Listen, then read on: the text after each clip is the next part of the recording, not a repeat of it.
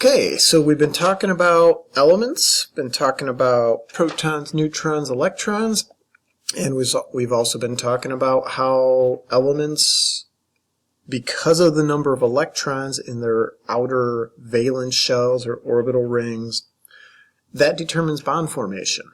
And we talked about three types of bonds. You got your hydrogen bond, your covalent bonds, and your ionic bonds. The hydrogen bond is what sets up the unique properties of water. So our fourth learning outcome, discuss the unique properties of water. Make sure you guys are comfortable with these. What are the unique properties of water? You'll see multiple questions throughout the semester over the properties of water. So something else we want to mention about water. Water does this thing called ionization. So you have your H2O, your water right here. And occasionally, one of these hydrogens pops off. So the bond right here gets ruptured, gets broken, and it releases. And there's this free-floating hydrogen ion, and then there's this hydroxide. So this happens randomly, without reason. Boom. It's just one of the features of water here is that it will ionize. When this happens, what this does, because water is a universal solvent, it's in pretty much everything, because the hydrogen ions are broken off of the molecule and we have hydroxide, it sets up what we call the pH scale. Okay, so the pH scale measures the hydrogen ion concentration of a solution. So it's going to look at what is the concentration of hydrogen ions within that particular solution. So what it's doing is looking at a ratio. How many hydrogens versus hydroxides? All right, so the general pH scale will range from 0 all the way up to 14. So it's a 0 to 14 scale. And anything between 0 and 6.9999999, etc., this side of the scale is considered acidic. These are all your acids. Anything that goes 7.01, 8, 9, 10, 11, 12, 13, all the way up to 14, this side of the scale is what's considered a base. Now, sometimes we have things that are sitting at the dead center, 7.0000. This is pure neutral. Okay? Pure water, what we make in a laboratory, in a chemistry department, etc. And then human tears, believe it or not. There's an equal balance of hydrogen versus hydroxide. So things I want to mention about the pH scale. pH scale moves on the power of 10.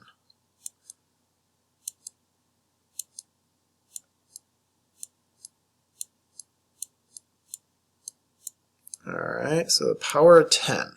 So when you have something that has a pH of 2, like lemon juice, and you compare it to stomach acid, which is about a 1, stomach acid is 10 times more acidic than the lemon juice.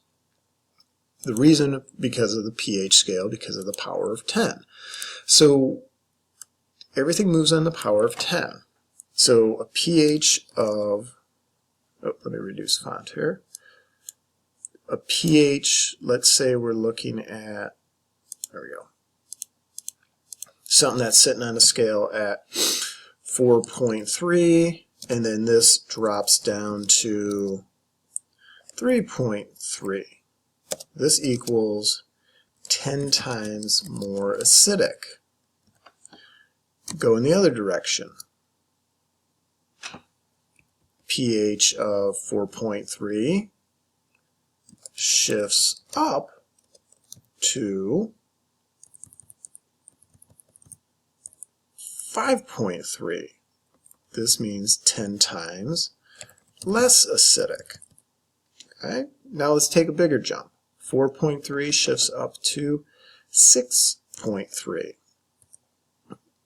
This is now 100 times less acidic.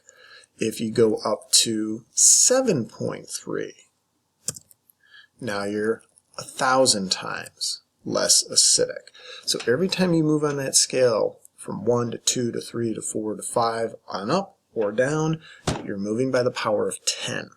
That's why it's so important to keep things in an optimal pH range. So you look at things on the scale, important things for us to focus on and think about. We say, okay, let's look at something like blood, human blood. Human blood should be in the low 7s, maybe about 7.2 to 7.4, 7.5. If this were to go up to 8, that can be life-threatening. If this was to drop down to 7.0 or 6.9, that's also life-threatening. Even though blood drops down to the same pH as saliva, it could kill us. Saliva produced in your mouth should be in the mid-6s. Saliva should be a little bit acidic. Blood should be basic. They're on different sides of the pH scale. So again, the concern is when things move on the scale, if you have a solution and that moves in the pH scale, it can be very, very serious.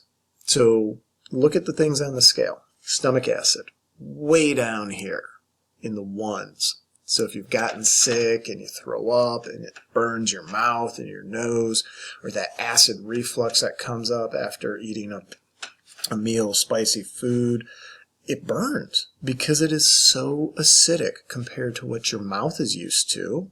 There's your saliva. Your mouth should be in this range. It is incredibly acidic. If you guys have heard of bulimia, it's a person who throws up because they don't want to gain weight. Sometimes the first person to notice is the dentist, because throwing up 3-4 times a day to get rid of the food you just ate puts stomach acid into your mouth, and that starts to erode and destroy the enamel of your teeth and eventually destroys your teeth. If you guys chew lemons, be careful. Lemon juice, very acidic, can eat away the enamel of your teeth. Same way if you drink Coke, Pepsi, things like that. Tomatoes are acidic, coffee is acidic, all these things are acidic. We'll come back to this idea about rainwater. Normal rainwater should be in the 5s, somewhere in the low mid 5s.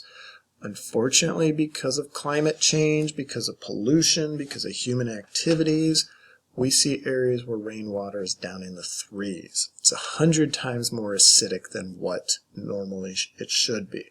So imagine a lake or a small pond, and all the fish and frogs and everything in that pond is used to 5.4 with the pH of its pond.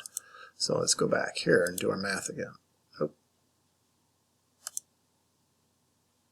Let me get that out of there. Okay, so back to our example of our pond. pH pond, 5.4, and life's been in that pond forever, and things are great, and then all of a sudden, because of acid rain, because of runoff, that pond shifts down to 3.4.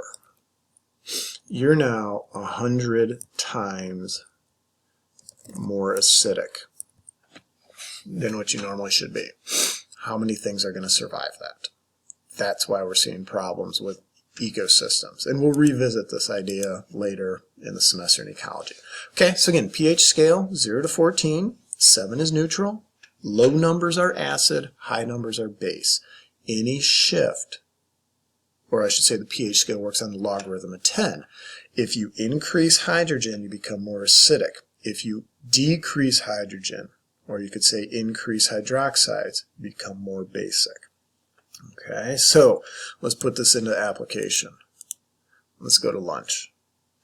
All right, let's go out to La Bamba's, let's go to Xochimilco, whatever your favorite Mexican restaurant is, or get some spicy hot chicken wings with the ghost pepper sauce, the habaneros, all those crazy spicy foods, think about what that's doing to your stomach.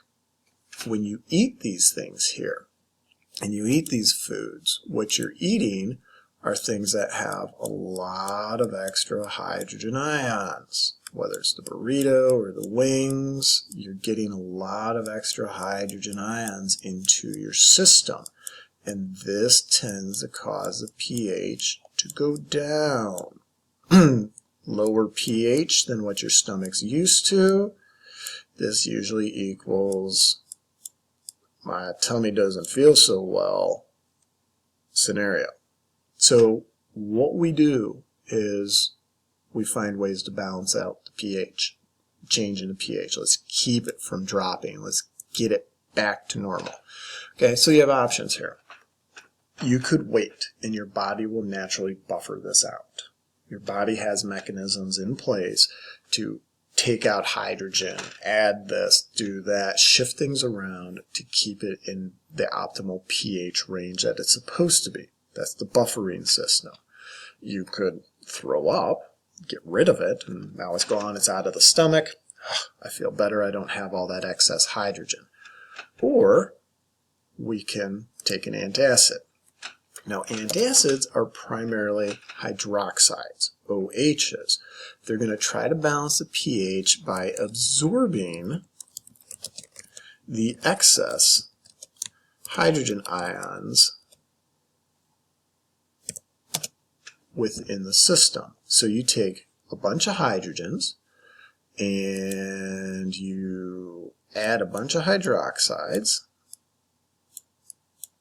Because I ate a couple Tums, I ate some Maalox, I ate some Pepto, whatever it may be, and you now put these three things together. Hydroxide, hydrogen, so OH plus H, do that, and now we form our friend water, H2O.